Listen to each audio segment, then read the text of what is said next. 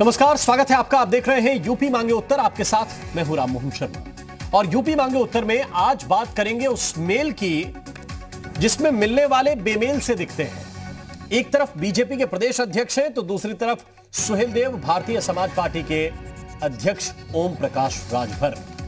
इन दोनों की मुलाकात हुई, चाय पर चर्चा चली। 1 घंटे बाद जब राजभर बाहर आए तो बोले कि यह मुलाकात शिष्टाचार भेंट थी। वैसे उर्दू के बड़े शायर रहे हैं निदा फाजली। उनका एक शेर है कि दुश्मनी लाख सही लेकिन खत्म न कीजिए रिश्ता, दिल मिले न मिले हाथ मिलाते रहिए। लेकिन इसी गजल में निदा फाजली शुरुआत में यह भी लिखते हैं कि बात कम कीजिए जहानत को छुपाते रहिए। तो ओम प्रकाश राजभर अब हाथ तो मिला रहे हैं लेकिन ना तो वो बात कम करते हैं और ना ही कभी सीधी करते हैं। वो तिरछे चलने के आदी हैं और अभी भी वो यही कह रहे हैं कि देखिए मैं किस किस को निपटाता हूं। तो सवाल इसी बात का है कि इस मुलाकात के बाद किसको निपटाने की तैयारी है। मतलब ये कि क्या राजभर, ओवैसी, आम आदमी पार्टी और समाजवादी पार्टी होते हुए एक बार फिर से बीजेपी के साथ हाथ मिलाने की तैयारी कर रहे हैं। वैसे वो तो इनकार कर रहे हैं। 2022 तक ये इनकार इकरार में नहीं बदला, तब भी क्या पर्दे के पीछे किसी बड़े खेल की रणनीति पर बात हो रही है? चर्चा करेंगे, लेकिन पहले एक रिपोर्ट आपको दिखाते हैं।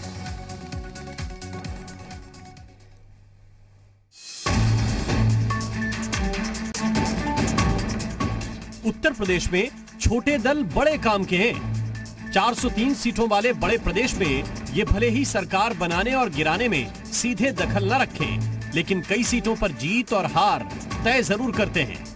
ओम प्रकाश राजभर भी एक ऐसे ही दल यानी सुभाषपा के मुखिया हैं। 2017 में इनका बीजेपी से याराना था। जीते तो मंत्री बने, फिर तलखी बढ़ी तो मंत्री पद छोड़ दिया। बीजेपी के लिए घटिया भाषा का इस्तेमाल भी किया। उत्तर प्रदेश में घाट घाट पर संभावनाएं तलाशने के बाद अब राजभर शिष्टाचार की नई अंगड़ाई ले रहे हैं। उन्होंने आज बीजेपी प्रदेश अध्यक्ष के साथ शिष्टाचार मुलाकात की है। देखिए, हमारी उनकी शिष्टाचार मुलाकात थी और कोई उसका अगर पॉलिटिकल अर्थ निकाला जाए तो नकारात्मक है। तो जब तक कोई बात न बन जाए तब तक मुलाकातें इसी नाम से जानी जाती हैं। लेकिन राजभर ये कबूल भी कर रहे हैं कि चर्चा सियासी मुद्दों पर भी हुई है। हालांकि बीजेपी के साथ जाने की बात को सिरे से खारिज भी कर रहे हैं। सिर्फ शिष्टाचार मुलाकात हुई है। अगर दो पॉलिटिकल बड़े नेता आपस में मिलते हैं तो पॉलिटिकल बातें तो सर होती ही हैं। स्वाभाविक है, हम आपकी बात से सहमत हैं। देखिए, वो अपनी बात कह रहे थे, हम अपनी बात कह रहे थे। जो हम लोग जिस मुद्दे को लेके गए थे, जो अपनी समस्या थी उसको लेके तो उस पर बातचीत।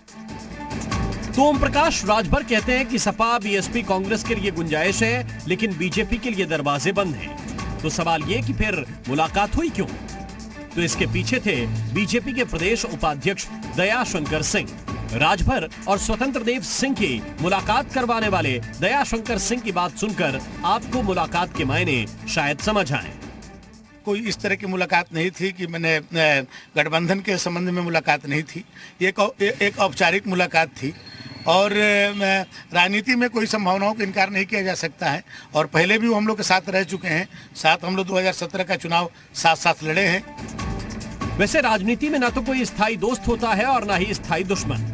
ये बात बीजेपी की बातों से साफ है, लेकिन विरोधी दल इसे सत्ताधारी दल की कमजोरी मान रहे हैं।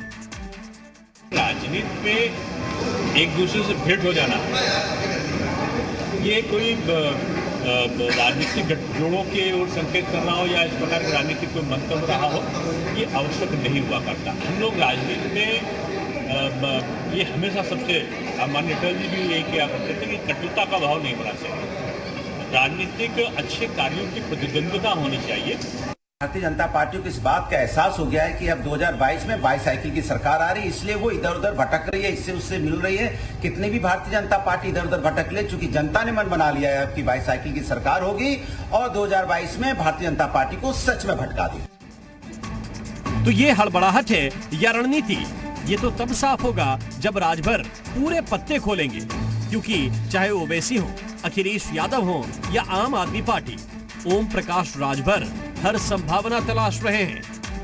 अब सवाल यही है कि क्या पिछली मुलाकातें बेनतीजा रहीं? क्या विपक्षी दलों के साथ राजभर का एजेंडा मेल नहीं खाता? और सवाल ये भी कि इस मुलाकात के बाद नए समीकरण बनेंगे या आगे भी शिष्टाचार के दौर चलते रहेंगे? ब्यूरो रिपोर्ट, जी मीडिया।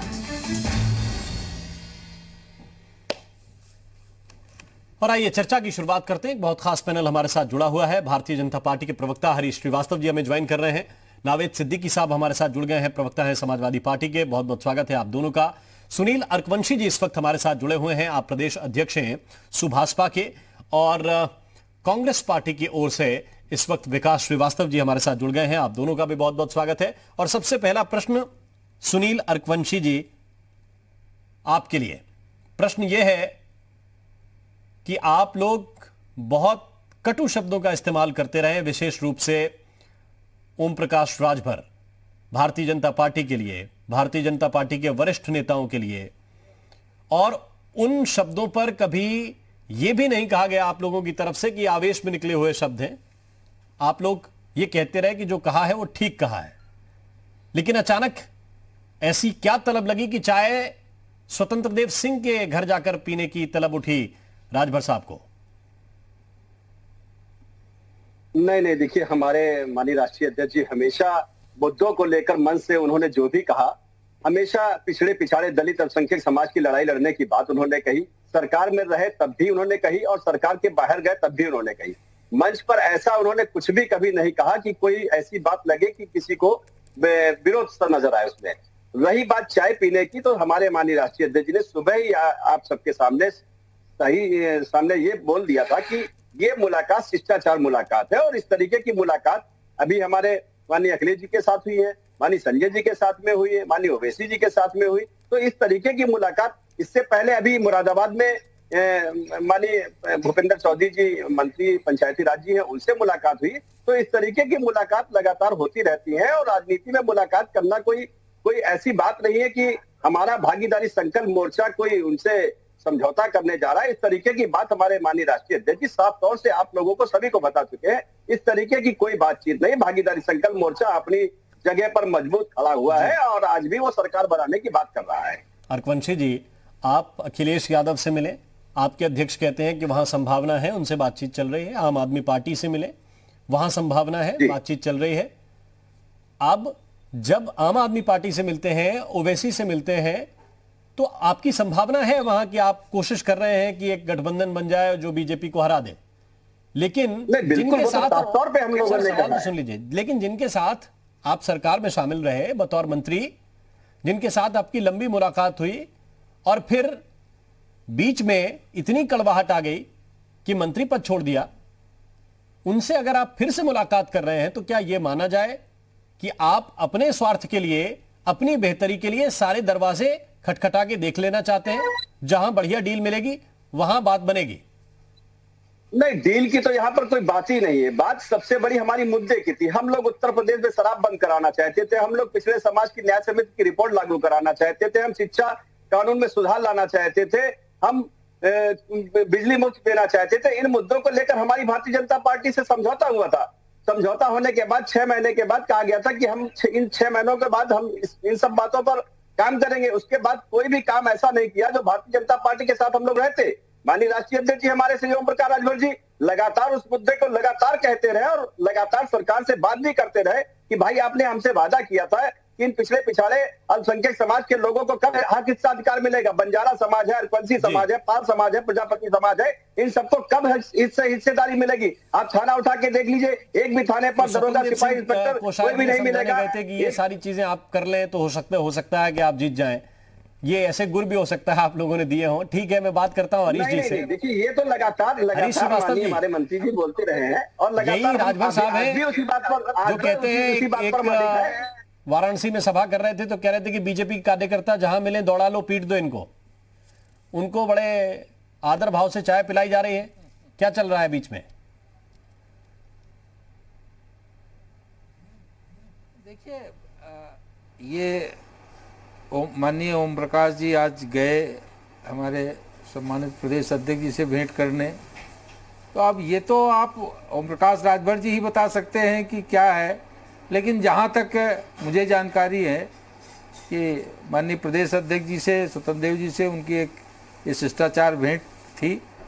आपसी जो भी उनकी चर्चा हुई हो ये तो वही बता सकते हैं, लेकिन इसके कोई राजनीतिक निहितार्थ हैं ऐसा मुझे नहीं लगता, क्योंकि लगातार ओम प्रकाश राजभर जी कभी शिवपाल जी के साथ, कभी ओवैसी जी के साथ, कभी आम आदमी पार्टी के संजय सिंह जी के साथ, कभी समाजवादी पार्टी के श्रीमान अखिलेश जी के साथ लगातार उनकी चर्चाएं चल रही है। क्या चर्चाएं चल रही है, क्या उनका लक्ष्य है, क्या मकसद है, ये तो वही बेहतर जान सकते हैं। वही मैं उनके बयान याद दिला रहा था, मुझे जहां तक लगता है अगर इतने शिष्टाचारी हैं कि सबसे शिष्टाचार भेंट कर रहे हैं तो फिर भाषा ठीक ठाक रखें। अब हो सकता है कुछ उनके आत्मा में परिवर्तन हुआ हो, कुछ उनका विचार परिवर्तन हुआ हो, तो शिष्टाचार जो उन्होंने अनर्गल बातें कही थी उसको वो उसके प्रति उनके मन में बदलाव आया हो। नावेद सिद्दीकी साहब, हमारे प्रदेश अध्यक्ष जी से भेंट किया हो। ठीक है, नावेद सिद्दीकी साहब, आपके राष्ट्रीय अध्यक्ष ने कोई विशेष बात नहीं कही क्या, जिसकी मैंने पहले भी जिक्र किया, एक शब्द होता है राजनीति में डील, तो वो ठीक नहीं बैठ पाई लग रहा है अखिलेश यादव जी के साथ, अब वापस बीजेपी के साथ बात हो रही है। देखिए हुजूर, ऐसा है कि डील हम लोग नहीं करते, हम लोग विकास करने वाले लोग हैं, काम करने वाले लोग हैं, जनता के साथ मिलकर चलने वाले लोग हैं। ये डील करने वाले लोग वो लोग हैं जो कांग्रेस के साथ पिछली बार कर रहे थे, डील करते हैं। जो ये बड़े घरानों के साथ जो डील करते हैं ये वो लोग हैं। और देखिए, चाय पी रहे हैं, बहुत अच्छी बात है, चाय का बहुत बड़ा रोल है हमारे देश में। चाय जो पीने जा रहा है वो कौन है, जो चाय पिला रहा है वो कैसा है, तो देखिए ये बहुत बहुत इंपॉर्टेंट चीज है चाय। आज पूरी जो देश है हमारा ये चाय के ऊपर ही घूम रहा है इधर उधर।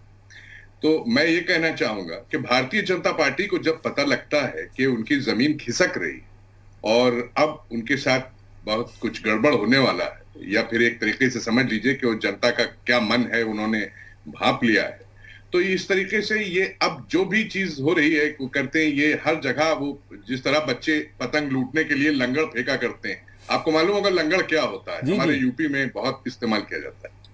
तो उसी तरीके से ये आगे दौड़ करके ये सोच रहे हैं कि हर चीज को, जितनी भी पतंगे उड़ रही हैं सबको लंगर डाल के हम लूट लें अपने पास, ताकि हम आगे चल के बहुत अच्छे पेंच लड़ा सके।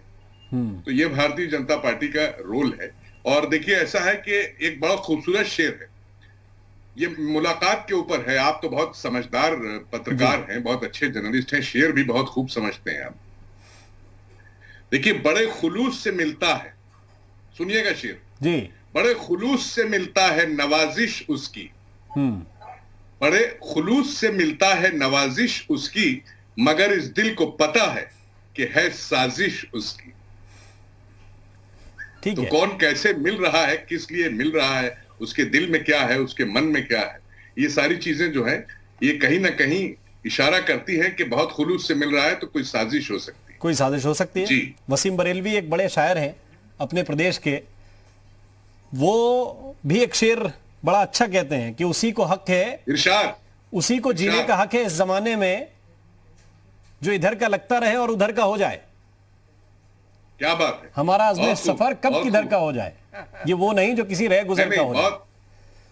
नहीं, लेकिन एक और सुन लीजिए साहब, डॉक्टर बशीर बद्र साहब ने क्या कहा इसके ऊपर, मुलाकात के ऊपर, कि कोई हाथ भी ना मिलाएगा जो गले मिलोगे तपाक से, तपाक कहते हैं खुलूस से जी, कोई हाथ भी ना मिलाएगा जो गले मिलोगे तपाक से, ये नए मिजाज का शहर है यहाँ फासले से मिला करो। तो ये फासला है कहाँ, यही तो सवाल है। जब सबके नजदीक चले जाएंगे विकास श्रीवास्तव जी, आप समझ रहे हैं छोटे दलों का क्या प्रयास है विकास श्रीवास्तव जी, आप समझ रहे हैं?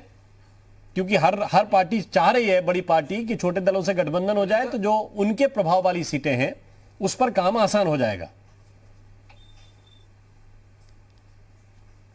लेकिन पहले नावेद साहब से पूछ लीजिए कि इन्होंने माननीय अखिलेश जी ने उनको चाय पिलाई कि काफी पिलाई, या कैसे मिले गले, ये तो पूछ लीजिए नावेद साहब से। वो फासला कितना था वो बताएंगे बाद में, दूसरी बारी में बताएंगे, पहले विकास जी की बात हो जाए पहले राउंड में। मैं पूछूंगा दोबारा उनसे।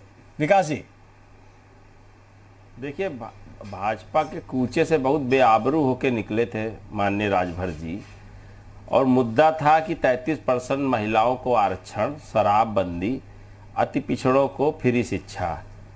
और मुझे नहीं लगता कि भारतीय जनता पार्टी अपने इन तीनों मुद्दे पर उनके साथ दिख रही है। अति पिछड़ों के लिए जो उन्होंने आयोग बनाया था, रोहिणी आयोग, उसको 3 बार से 4 बार हो रहा है। उन्होंने समय बढ़ा दिया पर उसको उन्होंने लागू नहीं किया। अति पिछड़ों को जो सामाजिक न्याय मिलना चाहिए था, वोट लेने के बाद जो धोखा दिया भारतीय जनता पार्टी ने, वो सीन तो वापस हुई नहीं। और इसके बाद अगर कोई राजनीतिक महत्वाकांक्षाओं की ओर 1-2 जिलों का आप जिक्र कर रहे हैं, लगातार स्क्रीन पे आ रहा है, इतनी सीट इन जगह पर अपनी सीटें पाने के लिए अगर कोई जबरदस्ती किसी के घर चाय पीने तो जा नहीं सकता है। इसमें तो पूरा षड्यंत्र है कि बीजेपी क्या मैसेज दे रही है, वो साफ दिखाई पड़ रहा है।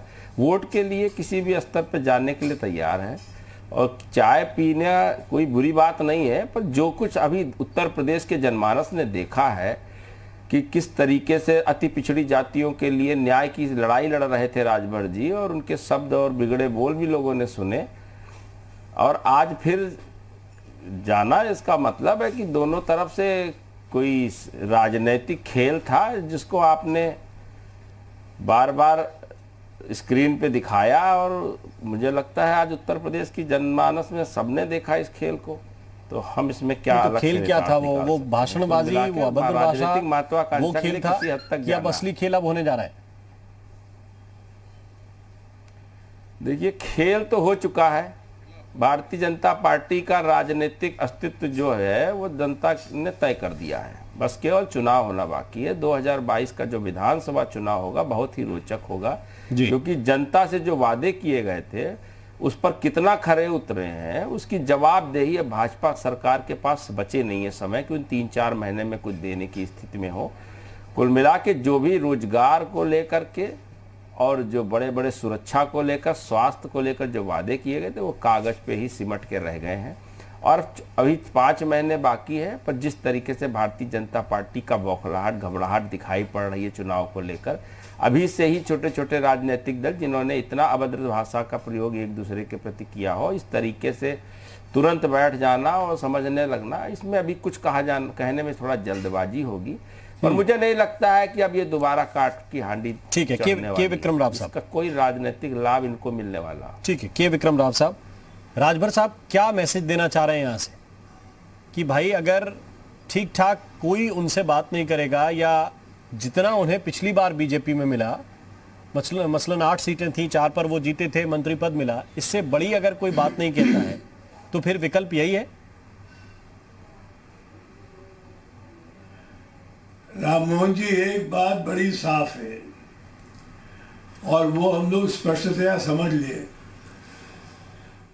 मैं कह रहा राममोहन जी कि 2 राजनेता जब मिलते हैं तो मौसम की बात तो करते नहीं है, ना कोई शादी ब्याह की बात करेंगे, वो तो सीधे सीधे गठबंधन की बात करेंगे और वोट की बात करेंगे।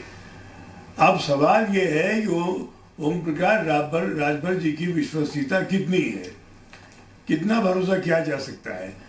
ये ज़्यादा से ज़्यादा सीटें मांग रहे थे, अपनी शक्ति से ज़्यादा, आवश्यकता से भी ज़्यादा, और भारतीय जनता पार्टी स्वीकार नहीं किया।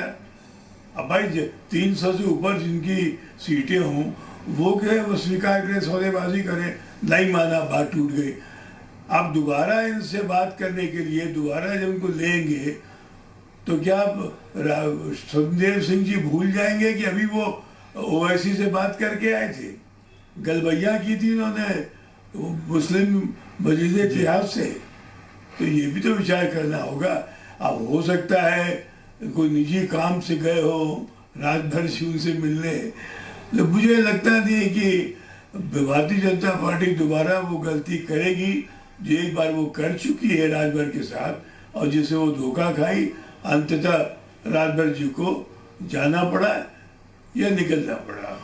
राममोहन जी, ठीक है, एक छोटा सा ब्रेक ले रहे हैं। ये बहुत अहम है कि क्या बीजेपी भी देखेगी और क्या राजभर भी ये देखेंगे, क्योंकि बीच में अगर सरकार छोड़ी और उसके बाद तल्ख बयानबाजी की तो उनके अपने लोग जिनके आधार पर उनकी राजनीति चलती है उनकी नजर में तो कम से कम विश्वसनीय बन के रहना पड़ेगा। एक छोटा सा ब्रेक, तुरंत हाजिर होते हैं।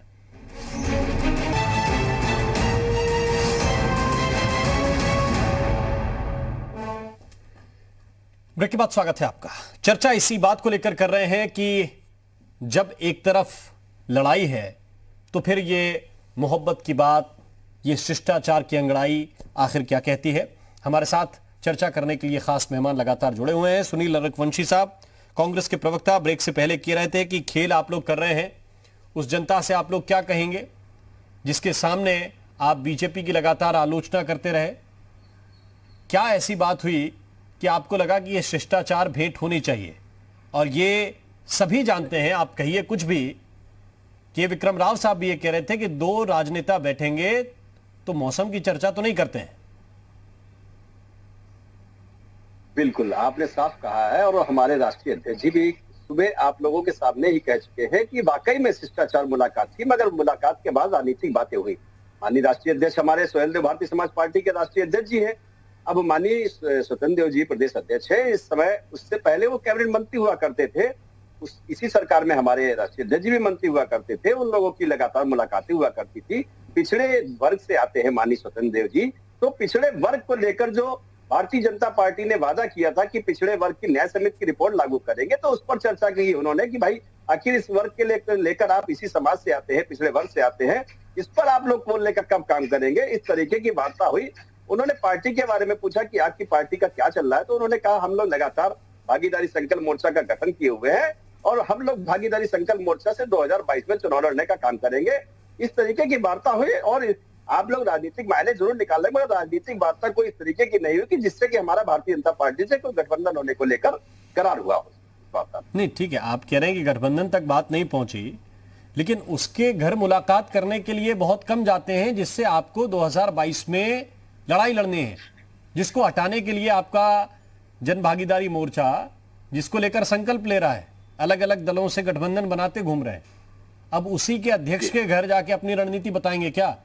फिर तो आपके जो साथी विपक्षी दल हैं जो बीजेपी को हटाना चाहते हैं, वो तो ये पूछेंगे कि अंदर अंदर क्या चल रहा है। नहीं, साफ तौर से हम लोगों ने राममोहन जी क्लियर भी कर दिया है कि हम लोगों की वार्ता इस तरीके की हुई जैसे न्याय समिति की रिपोर्ट लागू करने की बात हुई थी 2017 में चुनाव में जीतने के बाद। तो समय गुजर चुका है सर। अब जब 6 महीने बचे हैं, चुनाव में 6 महीने बचे हैं, तब आपको उम्मीद है कि जब मंत्री रहते लागू नहीं करा पाए ओम प्रकाश राजभर, तो आखिर के 6 महीने में कोई बड़ा हृदय परिवर्तन बीजेपी का होने वाला है।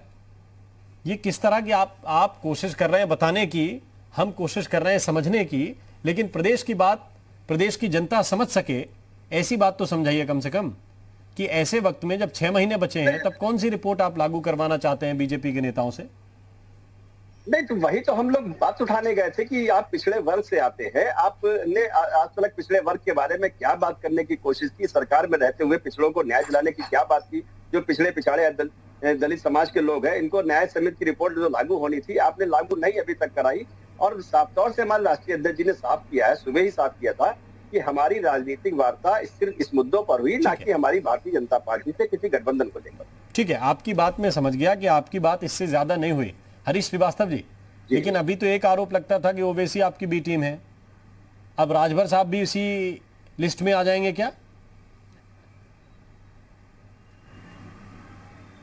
देखिए राममोहन जी, ठीक है, अपनी अपनी तरह की व्याख्याएं राजनीति में लोग करते हैं, लेकिन जहां तक भारतीय जनता पार्टी का सवाल है, आप भी इस बात को बखूबी जानते हैं कि भारतीय जनता पार्टी अपने नीतियों, कार्यक्रमों और नेतृत्व के आधार पर जनता के बीच जाती है, जनता का भरोसा हासिल करने के लिए जाती है।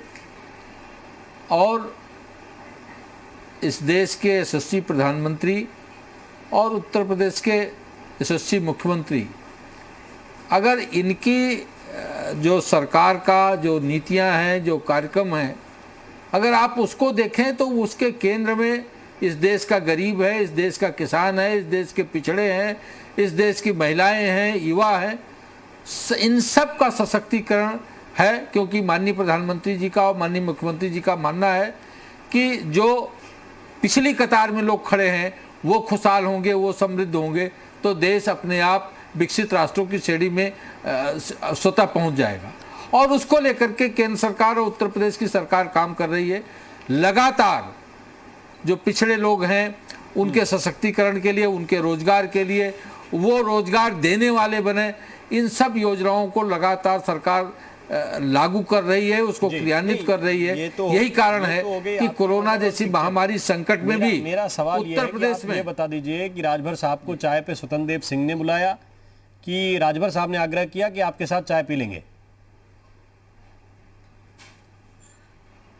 राम मोहन जी, इस संदर्भ में मेरी माननीय अध्यक्ष जी से बात नहीं हुई कि मैं आपको बता सकूं कि उन्होंने बुलाया कि वो स्वतः गए। ये तो प्रकाश राजभर जी बता सकते हैं या हमारे प्रदेश के सम्मानित अध्यक्ष बता सकते हैं, लेकिन मुझे जहां तक लगता है क्योंकि प्रकाश दयाशंकर सिंह जी भी उस वक्त जैसा कि और उन्होंने एक बात कही कि हमारे साथ रहे हैं। नहीं भाई, जब गठबंधन में चुनाव लड़े थे 2017 का और सरकार में माननीय मंत्री थे, तो निश्चित रूप से साथ में काम किए हैं। अब यह है कि उनकी कुछ विषयों को लेकर के ओम प्रकाश राजभर जी का भारतीय जनता पार्टी के साथ मतभेद था, तो उसको लेकर के वो अपने आप को इस गठबंधन से उन्होंने स्वतः बाहर किया। नहीं, लेकिन अभी बीते दिनों क्या उनके मन में हमलावर थे विभिन्न, आप लोग ये कह रहे थे कि महाराज सुहेलदेव का अपमान किया है ओवैसी से हाथ मिला के, और फिर आप लोग कहते हैं कि आइए चाय पीजिए, शिष्टाचार भेंट कीजिए।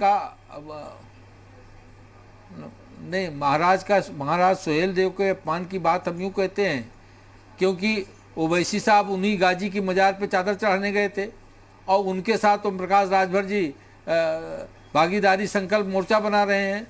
तो जिसके खिलाफ राजा सुहेलदेव लड़े और जिन आताइयों का उन्होंने समाप्त किया, उनको अगर आप जिसके साथ ये मोर्चा बना रहे हैं वो अगर उनकी मजार पे चादर चढ़ाने जा रहे हैं, तो ये तो राजभर समाज का एक बड़ा अपमान था। और राजभर समाज के लोग क्या, उनकी कॉन्स्टिट्यूएंसी, उनके क्षेत्र के लोगों ने उस पर रिएक्शन दिया था। अर्कवंशी जी इस पे रिप्लाई करना चाहते हैं, उनके पास चलते हैं, फिर नाविद सिद्दीकी जी के पास। अर्कवंशी जी, हाँ, रिप्लाई कर दीजिए। नहीं, मैं माननीय प्रवक्ता जी से ये कहना चाहता हूँ। पहली बात तो साफ तौर से मैं कह दूं, माननीय जी के ऊपर जो ये बताया गया था कि वो गाजी जी की मजार पे बहराइच में चादर चढ़ाने गए थे, तो पहली बात राष्ट्रीय अध्यक्ष जी का एक भी फोटो आप वहाँ पर मजार पर चढ़ाते हुए दिखा दीजिए तो हम लोग मान लेंगे। के बारे में विषय में बात कर रहे हैं। मैं ओवैसी जी को लेकर कह रहा हूँ, मैं ओवैसी जी को लेकर कह रहा हूँ। माननीय जी वहाँ पर नहीं गए थे और लगातार हम लोग भी कह रहे हैं भारतीय जनता पार्टी भी महबूबा मुफ्ती के साथ में गठबंधन करके सरकार बना सकती है। अब भारतीय जनता पार्टी उनके बारे में तो कहती नहीं है कभी कि वो देश के खिलाफ भी बोलती रहती है, पाकिस्तान का नारा भी लगाती रहती है। और रही बात हमारे माननीय ओवैसी जी के साथ को लेकर, गठबंधन को लेकर भी अभी साफ तौर से माननीय जी ने कहा है कि आप लोग गठबंधन की बात करते हैं, माननीय ओवैसी जी का बार बार नाम लेते हैं। साफ तौर से बताया कि माननीय ओवैसी जी के साथ हमारी कब गठबंधन के लेकर वार्ता हुई और किस प्रेस कॉन्फ्रेंस में हम लोगों ने गठबंधन को लेकर चर्चा की। भागीदारी संकल्प मोर्चा 10 घटक दल का बना हुआ है, हम लोग लगातार उसी दल को आगे बढ़ा रहे हैं और उसी घटक दल के तहत चुनाव भी लड़ने की बात करें। ठीक है, नाविद सिद्दीकी साहब, कुछ दम लगता है? अनेक बार ओम प्रकाश राजभर जी ने ये बात को कहा था। ठीक है, वो तो सबने सुनी हुई, सबकी सुनी हुई बातें हैं, साथ में बैठ के प्रेस कॉन्फ्रेंस भी हुई है। फिर धीरे धीरे जब ये गाजी और महाराज सुहेलदेव का मुद्दा उठा, इसके बाद फिर धीरे धीरे चीजें अलग होती गई। नाविद सिद्दीकी साहब, आपको लगता है कि छोटे दलों की बात मानना बड़े दलों के लिए इस वक्त फायदे का सौदा है? थोड़ा बहुत ज्यादा भी दिया जा सकता है, क्योंकि अखिलेश यादव भी कह रहे हैं कि बड़ा गठबंधन नहीं होगा, लेकिन छोटे दलों के साथ गठबंधन से इनकार भी नहीं है। सबका स्वागत है।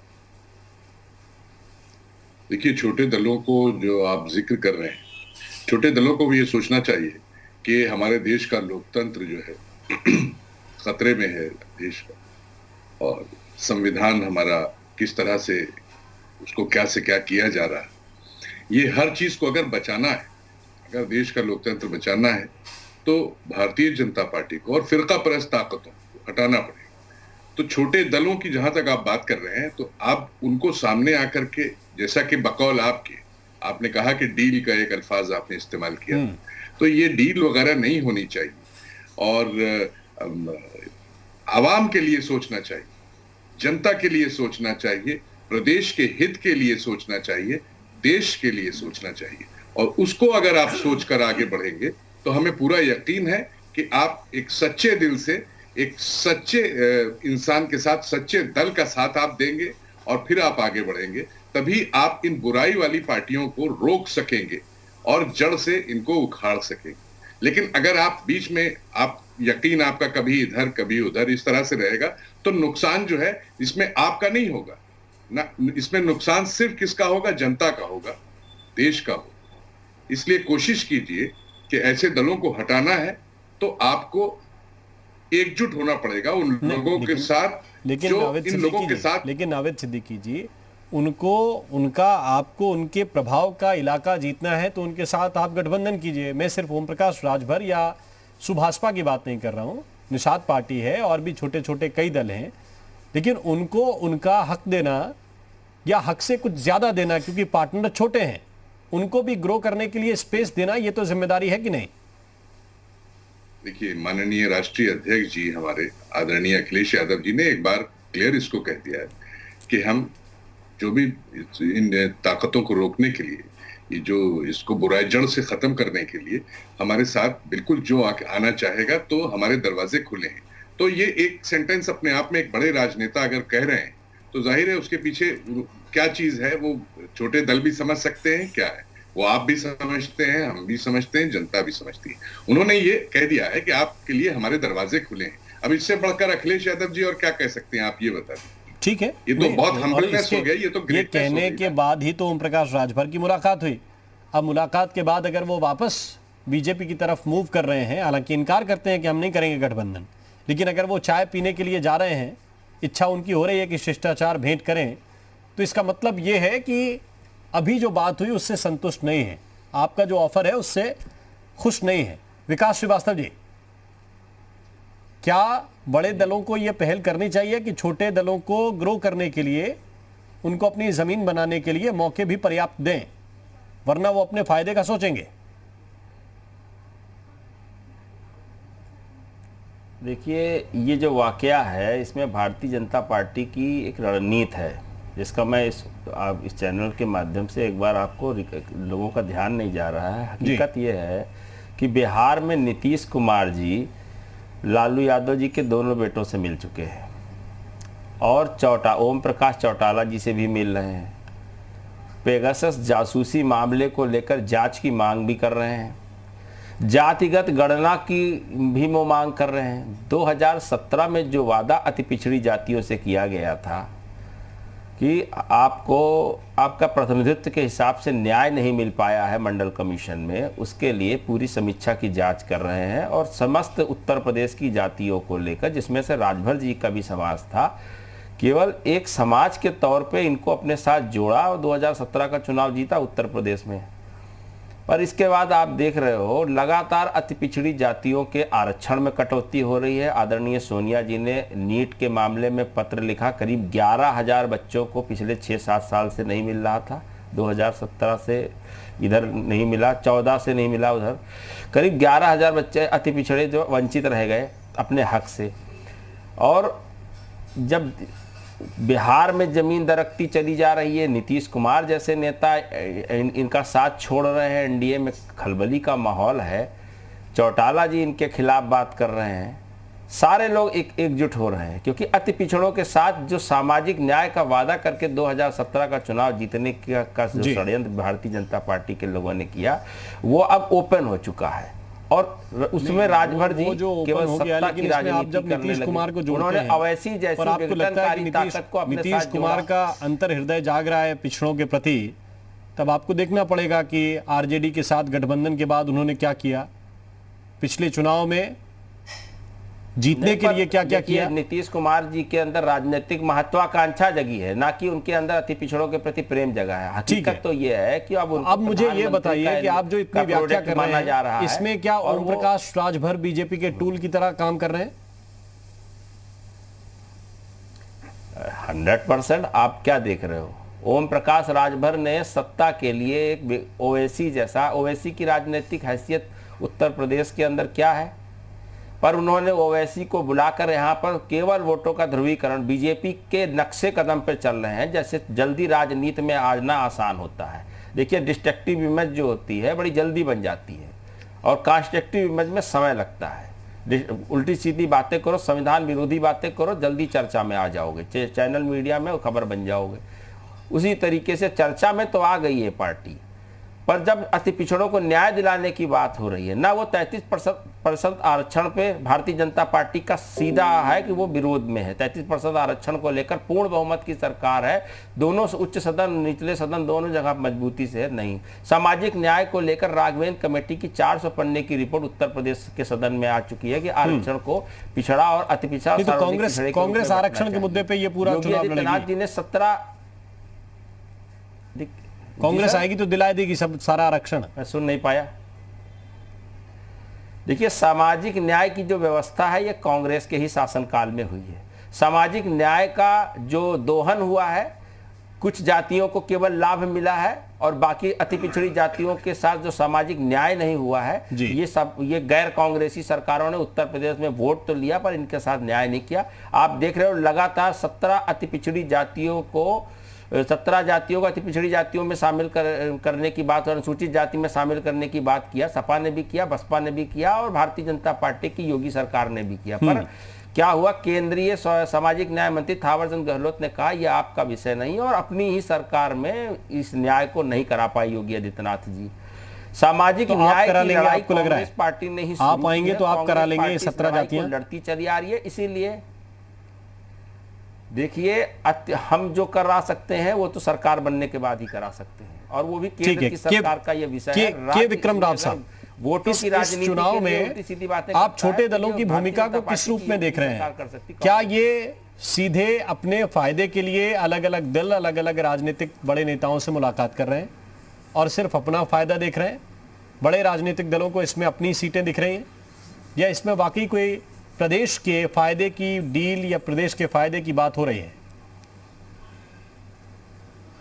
ये जो आप कह रहे हैं राममोहन जी, कालखंड के साथ विचारधारा बदलती है और सामर्थ्य और संकट के हिसाब से मतलब भी बदल जाता है, लक्ष्य बदल जाता है।